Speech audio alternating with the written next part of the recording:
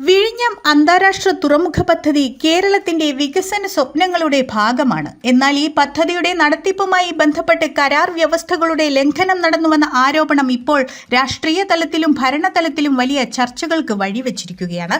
സംസ്ഥാന സർക്കാരും അദാനി ഗ്രൂപ്പും തമ്മിലുള്ള കരാർ പ്രകാരം സുപ്രധാനമായ ചില തീരുമാനങ്ങൾ എടുക്കുന്നതിന് മുൻകൂട്ടി സർക്കാരിന്റെ അനുമതി ആവശ്യമാണ്.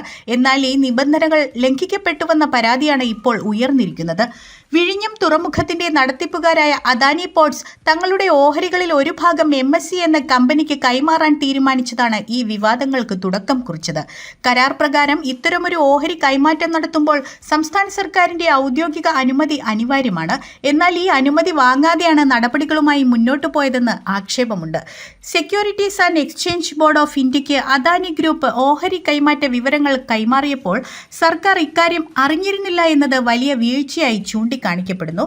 തുറമുഖ നിർമ്മാണത്തിനായുള്ള മാതൃകാ കൺസഷൻ എഗ്രിമെന്റ് അനുസരിച്ചാണ് പദ്ധതി മുന്നോട്ടു പോകുന്നത്. ഈ കരാർ പ്രകാരം പദ്ധതിയുടെ ഉടമസ്ഥതയോ നടത്തിപ്പോ സംബന്ധിച്ച് സുപ്രധാന മാറ്റങ്ങൾ വരുത്തുമ്പോൾ സർക്കാർ അതീവ ജാഗ്രത പുലർത്തേണ്ടതുണ്ട്. അദാനി ഗ്രൂപ്പ് ഈ നടപടി സ്വീകരിച്ചപ്പോൾ സർക്കാർ എന്തുകൊണ്ട് മുൻകൂർ അറിഞ്ഞില്ല എന്നത് വലിയൊരു ചോദ്യചിഹ്നമായി തുടരുന്നു. കരാർ ലംഘനം നടന്നിട്ടുണ്ടെങ്കിൽ അതിനെതിരെ നടപടിയെടുക്കാൻ സർക്കാരിന് പൂർണ്ണമായ അധികാരമുണ്ട്.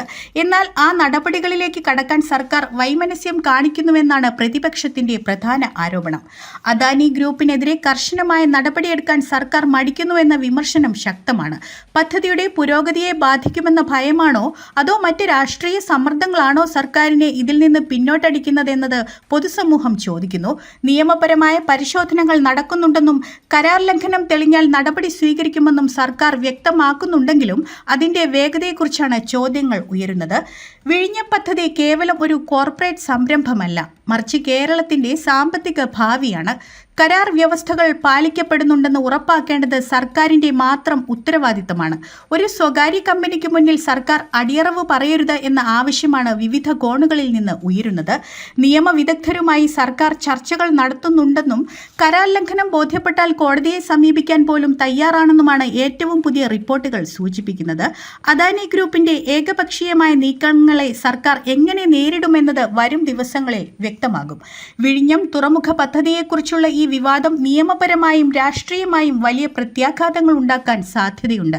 കരാറിലെ സുതാര്യതയും സർക്കാർ കാണിക്കേണ്ട ജാഗ്രതയും കേരളത്തിന്റെ വികസന ചരിത്രത്തിൽ നിർണായകമാണ്.